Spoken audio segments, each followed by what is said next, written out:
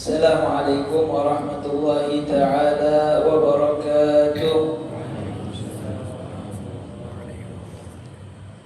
Bismillah walhamdulillah wa sallallahu wa sallam ala rasulillah Sayyidina Muhammad ibn Abdullah wa ala alihi wa sahbihi wa man wala wa la hawla wa la quwwata illa billah. Subhanaka la ilma lana illa ma 'allamtana innaka antal alimul hakim wa tub 'alaina innaka antat tawwabur rahim. Allahumma anfa'na bima 'allamtana wa 'allimna ma yanfa'una wa zidna 'ilma ya fattah iftah lana babak waj'alna min jumlatih babak bi rahmatika ya arhamar rahimin. Amma ba'd. Alhamdulillah, puja dan puji syukur kehadirat Allah Subhanahu wa ta'ala. Tak henti-hentinya kita panjatkan atas segala nikmat yang Allah Subhanahu wa ta'ala berikan kepada kita, sehingga di pagi hari yang penuh dengan barakah ini Allah kembali sempatkan mata kita untuk diberikan kehidupan kembali dengan kita memulai doa zikir yang diajarkan oleh baginda Nabi besar Muhammad sallallahu alaihi wasallam ketika bangun tidur, dengan zikir alhamdulillahilladzi ahyana ba'da ma amatana wa ilaihi nusyur. Segala puji bagi Allah Subhanahu wa taala alladzi ahyana, yang telah menghidupkan kita ba'da ma amatana, setelah kita dimatikan oleh Allah Subhanahu wa taala. Tidur itu diumpamakan seperti halnya kita sedang mati. Kenapa? Karena tidur itu anggota tubuh kita lagi beristirahat. Sebagaimana orang yang mati, dia tidak bisa bergerak. Alhamdulillah kita masih diberikan oleh Allah umur yang panjang, masih bisa melek lagi. Berapa banyak mereka orang yang tidur namun mereka tidak bisa membuka matanya, sudah kembali ke hadapan Allah Subhanahu wa ta'ala. Alhamdulillah, Allah masih berikan kita panjang umur, kesehatan, keafiatan, dan kita senantiasa berharap kepada Allah agar nikmat-nikmat yang diberikan oleh Allah ini agar memudahkan kita di dalam melaksanakan perintah-perintah Allah, mendekatkan diri kita kepada Allah, serta dalam menjauhi larangan-larangan Allah Subhanahu wa ta'ala. Salawat serta salam tak lupa kita curahkan kepada junjungan agung Nabi besar Muhammad sallallahu alaihi wasallam beserta keluarga dan para sahabatnya ila akhir zaman. Ma'asyiral hadirin, hadirat, mustami'in, mustami'at rahimani wa rahimakumullah. Alhamdulillah, hari demi hari, bulan demi bulan, tahun demi tahun kita lewati. Sekarang kita sudah berada di tahun 1448 Hijriah, dan kita pun berada di bulan yang mulia, bulan Muharram, bulan yang dimuliakan oleh Allah Subhanahu wa ta'ala. Salah satu juga daripada bulan haram. Kita ketahui bulan haram jumlahnya ada 4. 3 yang datang secara berurutan dan 1 yang terpisah. Bulan Dzulqa'dah, bulan Dzulhijjah, bulan Muharram, dan bulan Rajab. Dan dikatakan di dalam hadis bahwasannya afdhalus siyam ba'da Ramadan syahrullah al-Muharram wa afdhalus shalah ba'da al-fariidhah salatul lail. Puasa yang paling afdal yang dilakukan setelah bulan suci Ramadan adalah berpuasa di bulan haram, Syahrullah al-Muharram, di bulan al-Muharram.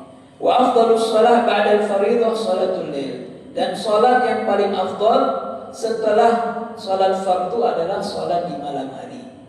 Seseorang melakukan qiyamul lail, menghidupkan malamnya beribadah kepada Allah Subhanahu wa ta'ala. Dan insyaallah sebentar lagi kita pun akan memasuki daripada tanggal 9 dan tanggal 10 daripada bulan ini. Tanggal 9 itu kita kenal dengan hari Tasu'a. Tanggal 10 kita kenal dengan hari Ashura.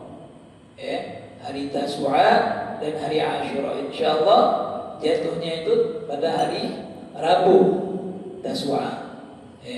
Ashuranya hari Kamis kalau yang melok pemerintah. Kalau yang melok pemerintah. Atau boleh juga ya kalau yang ikut yang NU itu hari Jumat Ashuranya. Ikut pemerintah hari Kamis. Nah, itu adalah hari yang spesial, hari yang Allah Subhanahu wa taala muliakan. Bagaimana di hari tersebut Allah Subhanahu wa taala berikan kemuliaan pada nabi-nabinya. Di hari tersebut di antaranya Allah Subhanahu wa taala menyelamatkan Nabi Allah Musa daripada kejaran Fir'aun.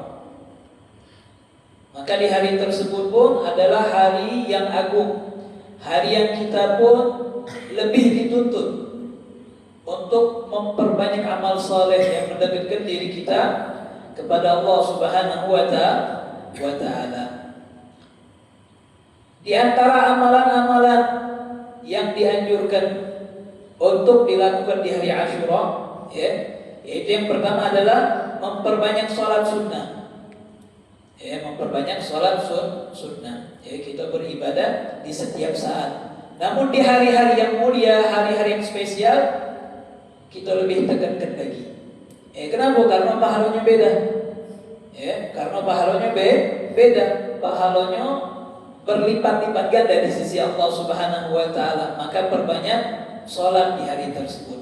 Perbanyak daripada berzikir kepada Allah Subhanahu wa taala. Kemudian tadi juga melakukan puasa. Tadi sudah kita dengarkan hadisnya, bahwasanya puasa yang paling afdal setelah Ramadan adalah berpuasa di bulan Al-Muharram. Terutama nanti tanggal 9 dan tanggal 10, hari Ashura. Hari Ashura, maka kita dianjurkan untuk berpuasa. Apa fadilahnya? Di antaranya adalah melebur dosa 1 tahun. Kalau hari Arafah kemarin melebur dosa 2 tahun. Hari Arafah melebur dosa 2 tahun. Di hari Ashura melebur dosa 1 tahun. Mana yang afdalnya, yang bagusnya puasa? Tanggal 9, 10, 11 itu yang afdalnya. Kalau bisa. Kalau bisa berarti hari Rabu, Kamis, Jumat. Rabu, Kamis, Jumat. Kalau nak lebih bagus lagi, Rabu, Kamis, Jumat, Sabtu. Karena ada hadis yang diriwayatkan oleh Al-Imam Ghazali, bahwasanya siapa orang yang berpuasa di bulan haram, hari Kamis, Jumat, Sabtu di bulan haram, itu seperti dia beribadah 700 tahun. Luar biasa, kesempatan. Kalau nak lebih bagus, Rabu, Kamis, Jumat, Sabtu. Tidak bisa. Maka sumu yauman qablahu aw ba'dahu. Puasa sehari sebelum atau setelahnya. Hari Rabu dan Kamis, atau Kamis dan Jumat. Atau kalau misalnya tidak bisa juga, minimal di hari Ashuranya. Minimal di hari Ashuranya. Kenapa kok kita tidak sehari saja? Untuk membedakan kita dengan orang Yahudi. Untuk membedakan kita dengan orang Yahudi. Nabi Muhammad SAW pernah melintasi daripada gerombolan orang-orang Yahudi, dan Nabi mendapatkan mereka sedang berpuasa di hari Ashura. Lalu Nabi menanyakan akan sebab kenapa kok kalian berpuasa di hari ini. Maka mereka menyatakan, kami berpuasa di hari ini sebagai tanda syukur kami atas diselamatkannya Nabi Musa atas kejaran Fir'aun. Maka mereka berpuasa di hari Ashura sebagai tanda syukur mereka kepada Allah. Maka dinyatakan oleh baginda Nabi Muhammad SAW, nahnu ahaqqu bi Musa minkum. Kami lebih berhak terhadap Nabi Musa daripada kalian. Maka Nabi pun memerintahkan para sahabat untuk berpuasa di hari tersebut, hari Ashura. Dan untuk membedakan orang-orang Yahudi, Nabi memerintahkan berpuasa 1 hari sebelum atau setelahnya. Jadi kalau memang tidak bisa juga minimal di hari tersebut. Kalau baca digandeng dengan hari lain. Kemudian diantaranya lagi hal yang dianjurkan dilakukan di hari Asyura adalah bersedekah, banyak-banyak sedekah. Banyak-banyak sedekah. Kalau baca sedekah ini tiap hari, kalau baca apapun yang bisa kita kasihkan walaupun sedikit. Nah di hari-hari mulia ini lebihkan lagi, lebihkan lagi. Wa tausi'ah 'alal 'iyal. Nah, ini ibu-ibu ini paling senang di hari Asyura ini. Ada hadis tentang tausi'ah 'alal 'iyal. Melebihkan, meluaskan uang belanja atau makanan untuk keluarganya. Lebihkan, luaskan di hari tersebut, itu hari yang spesial. Hari yang spesial yang biasanya ngejo nafkah istrinya 50.000, hari tersebut lebihkan, dobelkan. Lagi insyaallah akan kita sebutkan hadisnya. Kemudian diantaranya iltisal, mandi di hari tersebut. Wa ziyaratul alim salih, berziarah, berkunjung kepada orang alim, orang soleh. Ada orang alim di kampung kita, ada orang soleh, datangi di hari tersebut khususnya, minta doa, minta nasihat. Wa iyadatul marid, berkunjung kepada orang yang sakit. Ada yang sakit, kita kunjungi.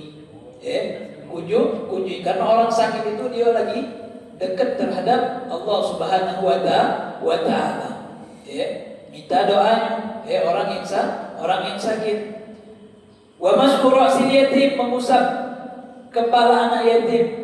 Mengusap kepala anak yatim, jangan diusap disantuni.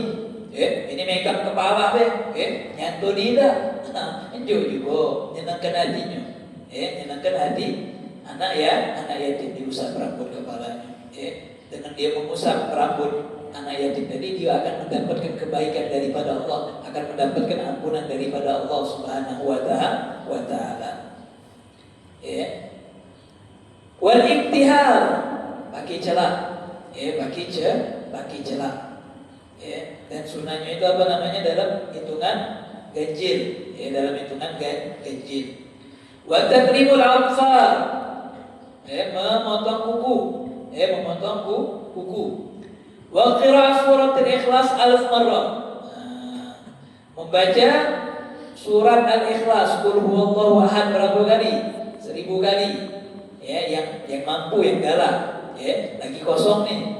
Lagi kosong, ida menghilangkan kewajiban dia. Lagi masya Allah, hari tersebut memang misalnya dia khususkan cuti, dia sampai cuti misalnya. Atau sambil bekerja misalnya, dia bawa bacaan tasbih yang ada nomornya itu. Sambil misalnya lagi tak kati pelanggan, dia lagi jago warung misalnya, sambil baca qul huwallahu ahad. Dicicil. Kalau baca sampai berapa? 1000 kali. Apa fadilahnya? Wa qad warada an Sayyidina Ali radhiyallahu anhu wa karramallahu wajhahu annahu qala man qara'a fi yawmi Ashura qul huwallahu ahad 1000 marrah nazara ar-rahman ilaih wa man nazara ar-rahman ilaihi lam yu'adzibuhu abada. Diriwayatkan dari Sayyidina Ali bin Abi Thalib radhiyallahu anhu wa karramallahu wajhahu, bahwasanya siapa orang yang membaca di hari Asyura qul huwallahu ahad 1000 kali, maka dia akan dipandang oleh Rahman, oleh Allah Subhanahu wa Ta'ala, zat yang maha penyayang. Wa man nazara ilaih, siapa orang yang mendapatkan pandangan daripada Allah, zat yang maha Rahman, zat yang maha pengasih, zat yang maha penyayang, lam yu'adzibuhu abada, maka orang tersebut tidak akan mendapatkan azab daripada Allah Subhanahu wa Ta'ala. Kemudian diantaranya lagi apa? Silaturahim, nyambung tali silaturahmi. Jangan nyambung tali silaturahmi itu Idul Fitri Oh masya Allah, nyambung tali silaturahmi. Nyambung tali silaturahmi itu setiap saat. Jangan sampai kita memutus hubungan silaturahmi, bahaya. Ya. La yadkhulul jannah qati'. Tidak bakal masuk surga wong yang memutuskan tali silaturahmi. Bahkan hadis yang suruk, qati' rahim mal'un walau mata fi jawfil Ka'bah.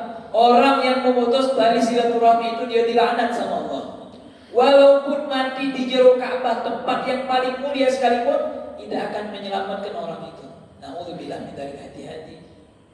Hati-hati. Bahkan banyak hadis yang mendorong agar kita menyambung tali silaturahmi.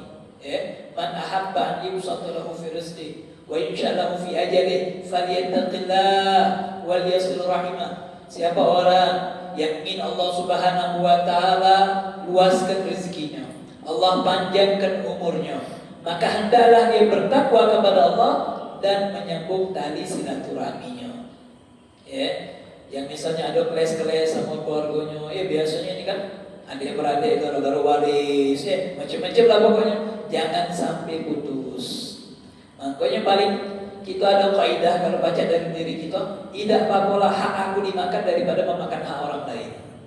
Ya sudah, kalau ini memang yang kau inginkan, ya sudah, tidak apa-apa. Yang penting silaturahmi kita jangan putus. Lemahlah kita yang mengalah demi mendapatkan ridho daripada Allah Subhanahu wa taala, dan yakinlah insyaallah dengan hal tersebut kita memberikan apa yang kita miliki, Allah pun insyaallah akan memberikan daripada karunia yang besar daripada sisinya.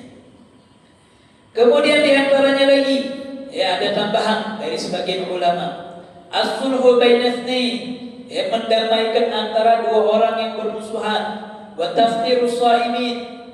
Di hari tersebut kan kita tahu dianjurkan untuk berpuasa. Maka diantaranya apa? Ngejok makan wong yang buko.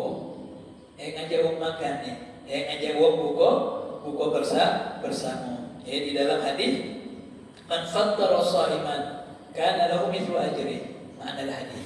Siapa orang yang memberikan makanan berbuka puasa, dia dapat pahala seperti apa?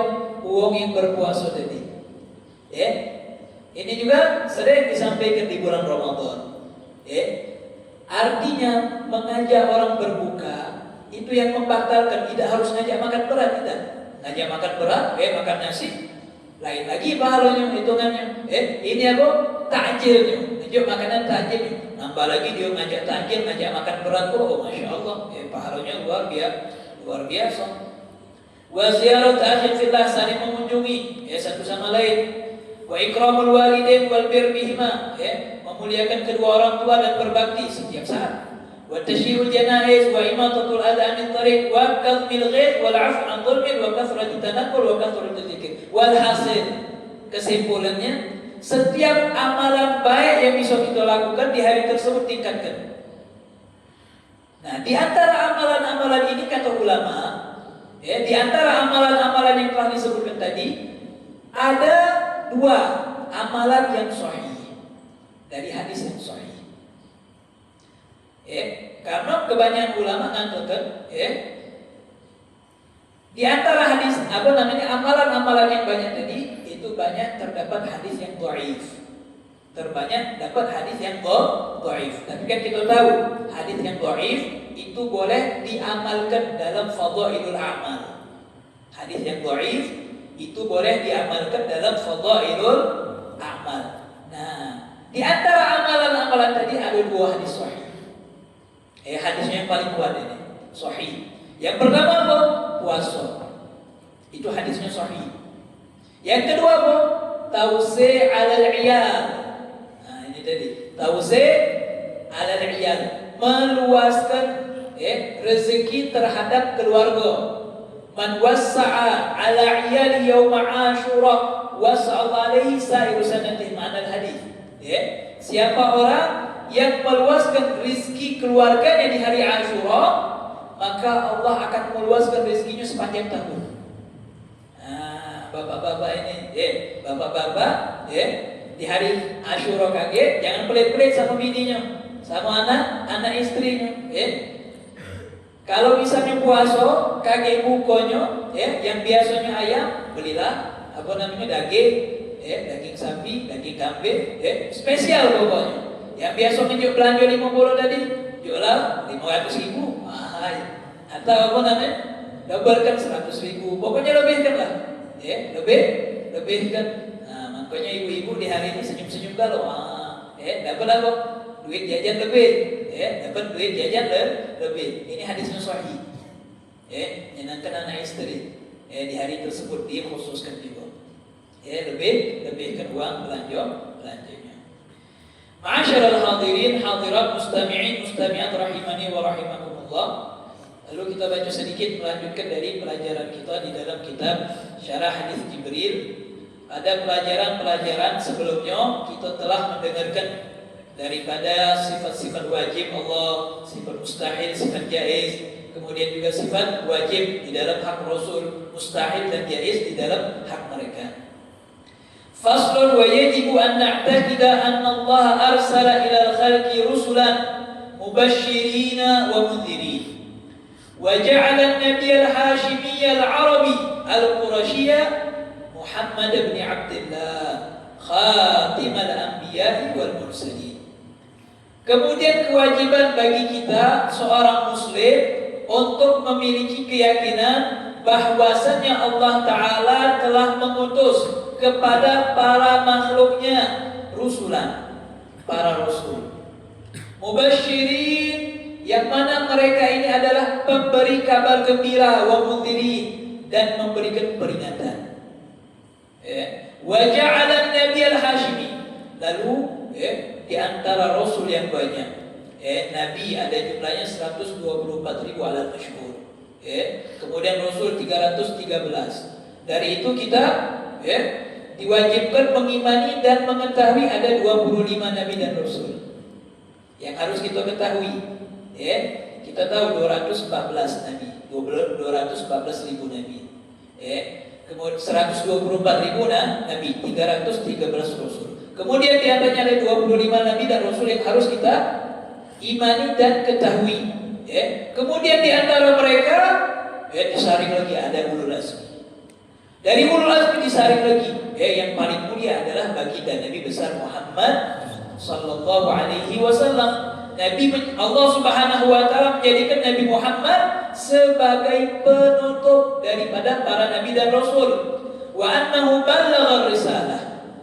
Dan beliau sallallahu alaihi wasallam telah menyampaikan risalah yang diamanatkan oleh Allah Subhanahu wa taala. Wa addal amanah, dan beliau telah menyelesaikan daripada amanat yang diberikan oleh Allah Subhanahu wa taala. Shadiqun fi jami'i ma amara bihi min umuri dunya wad din. Beliau jujur, beliau benar terhadap setiap yang beliau sampaikan, baik dalam urusan agama atau urusan dunia. Wa anna syari'atahu mu'abbadatun wa nasikhatun li jami'i syara'in nabiyyin, dan syariat yang dibawa oleh baginda Nabi Muhammad sallallahu alaihi wasallam itu mu'abbad, senantiasa ada ila yaumil qiyamah. Dan syariat yang dibawa oleh Nabi Muhammad sallallahu alaihi wasallam nasikhatun li jami'i syara'in nabiyyin. Beliau menyempurnakan daripada syariat-syariat yang diajarkan oleh nabi-nabi sebelum beliau. Beliau menyempurnakan daripada syariat-syariat yang telah dibawa oleh nabi-nabi sebelum beliau.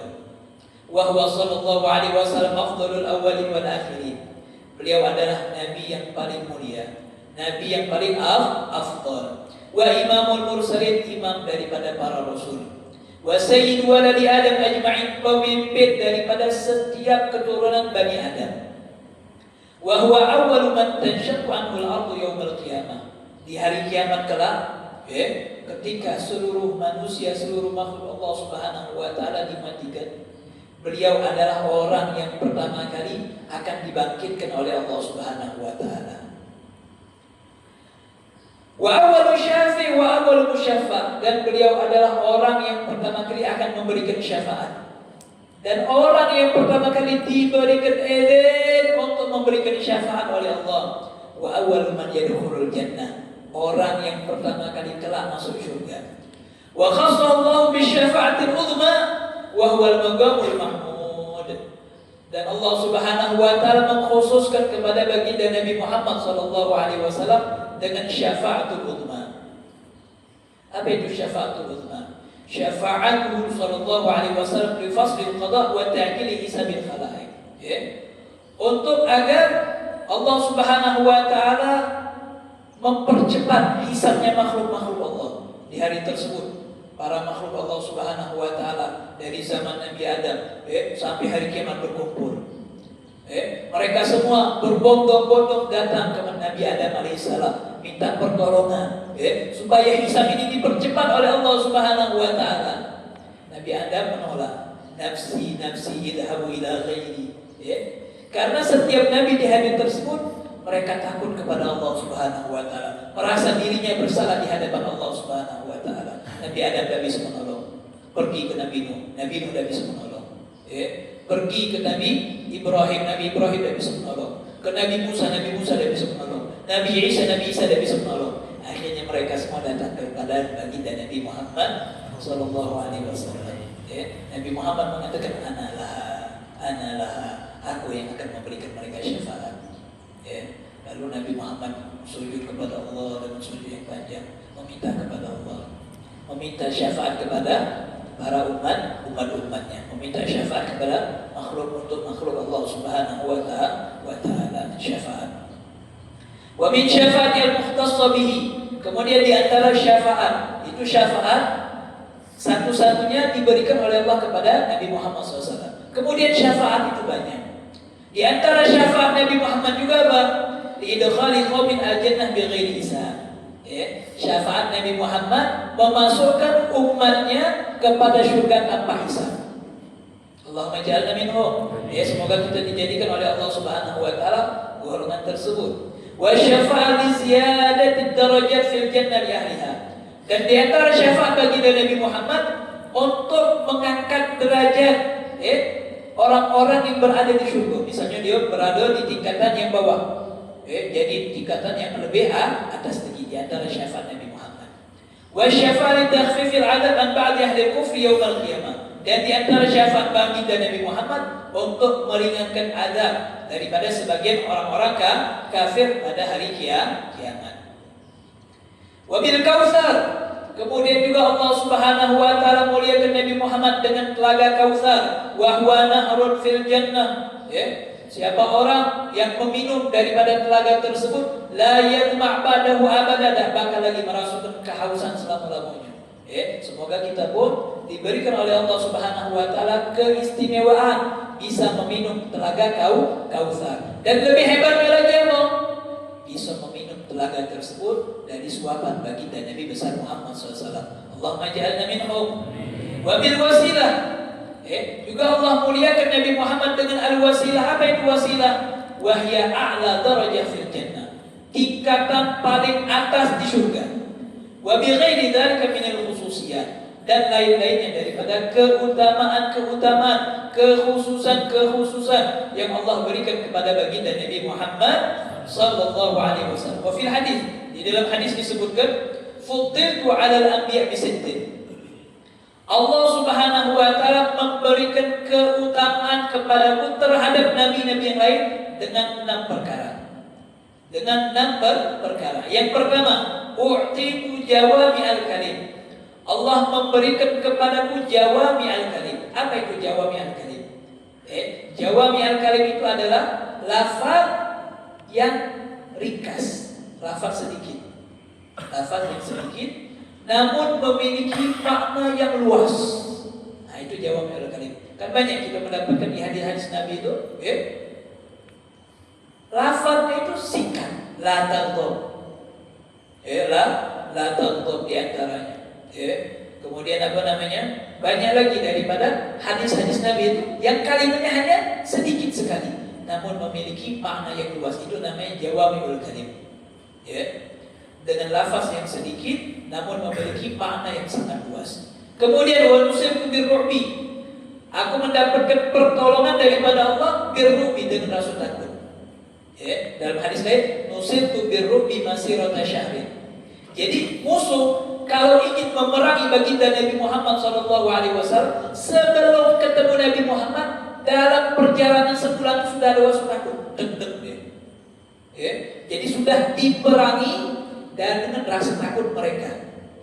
Bayangin, dalam perjalanan sebulan itu sudah ada rasa takut, belum berjumpa dengan baginda Nabi Muhammad dan para sahabatnya. Wa uhalliyat lil ghanaim, dan dihalalkan bagiku ghanaim, harta rampasan perang. Umat-umat terdahulu mereka tidak boleh menikmati harta rampasan perang. Jadi kaki harta rampasan mereka itu dikumpulkan, kaki ada api yang akan membakar daripada harta rampasan perang mereka diambil. Tapi umat Nabi Muhammad SAW dihalalkan oleh Allah Subhanahu Wa Taala, dimanjakan oleh Allah. Wa ju'ilat liyal ardu tahuran wa masjidan, dan dijadikan untuk aku dan umatku apa? Tanah ini, bumi ini tahura, suci. Boleh digunakan untuk tayamum kalau ada ganti baju. Wa masjidan, boleh dilakukan dimanapun untuk sujud kepada Allah, untuk beribadah kepada Allah. Kalau umat-umat terdahulu misalnya mereka beribadah boleh itu di gereja baik. Ya kan? Hari Minggu kan mereka ibadah kan. Kalau kita Masya Allah, dimanapun kita boleh. Fa'ayyuma min ummati adraka shalah, falyusalli. Dimanapun daripada umatku dia dapatkan waktu sholat dimanapun itu boleh. Misalnya di padang pasir, padang pasir, di lapangan boleh dimanapun. Suci boleh itu sholat dimanapun. Kalau umat-umat terdahulu dah di tempat yang khusus. Wa ursiltu ilal khalqi kaffah, aku diutus oleh Allah Subhanahu Wa Taala kepada seluruh makhluk. Kalau nabi-nabi terdahulu, ila qaumi khassah, hanya khusus kepada kaumnya. Misalnya kita contohkan di Palembang nih, nabinya beda. Di Jakarta nabinya lain lagi. Kita contoh kecil nih. Kalau Nabi Muhammad dan seluruhnya, seluruhnya ini adalah umat Nabi Muhammad Sallallahu Alaihi Wasallam. Bahkan bukan manusia bahkan jin pun umatnya Nabi Muhammad Sallallahu Alaihi Wasallam. Wa khutima bin nabiyyun, dan Allah Subhanahu Wa Taala menjadikan aku sebagai penutup daripada para nabi. Rawahu Muslim wa Tirmidzi an Abi Hurairah. Jadi kita harus berbangga kita punya Nabi Muhammad Sallallahu Alaihi Wasallam. Kita pun harus berbangga menjadi umatnya baginda Nabi Muhammad Sallallahu Alaihi Wasallam, karena umatnya Nabi Muhammad adalah ummah marhumah, umat yang disayangi sama Allah, umat yang dimanjakan oleh Allah Subhanahu Wa Taala. Banyak-banyak syukur kita dijadikan umat baginda Nabi Muhammad Sallallahu Alaihi Wasallam, dan harapan kita yang telah menjadikan kita sebagai umat Nabi Muhammad agar kita bisa membahagiakan baginda Nabi Muhammad Sallallahu Alaihi Wasallam. Sebagaimana Allah Subhanahu Wa Taala menjadikan hati-hati kita mencintai baginda Nabi Muhammad Sallallahu Alaihi Wasallam, Allah jadikan Nabi Muhammad pun mencintai kita. Dan kita berharap kepada Allah agar Allah Subhanahu Wa Taala mengampuni dosa-dosa kita, dosa orang tua kita, dosa orang-orang yang telah mendahului kita. Yang sakit di antara kita, keluarga kita, diangkat penyakit, disembuhkan oleh Allah Subhanahu Wa Taala. Hajat-hajat itu disampaikan oleh Allah Subhanahu Wa Taala. Urusan-urusan kita dimudahkan, dilancarkan oleh Allah Subhanahu Wa Taala. Diwafatkan dalam keadaan husnul khatimah, setelah mendapatkan umur yang panjang dalam keadaan sehat afiat, fi taatillah wa fi taati Rasul Sallallahu Alaihi Wasallam. Amin. Allahumma amin. Hakadha minni wal afu minkum. Assalamualaikum warahmatullahi ta'ala wabarakatuh.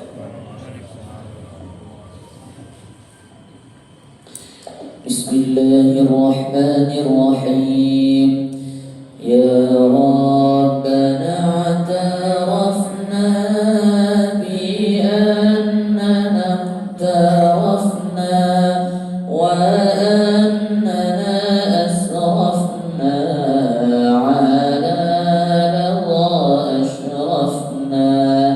فتوب علينا توبة تغسل لكل حوبة واستر لنا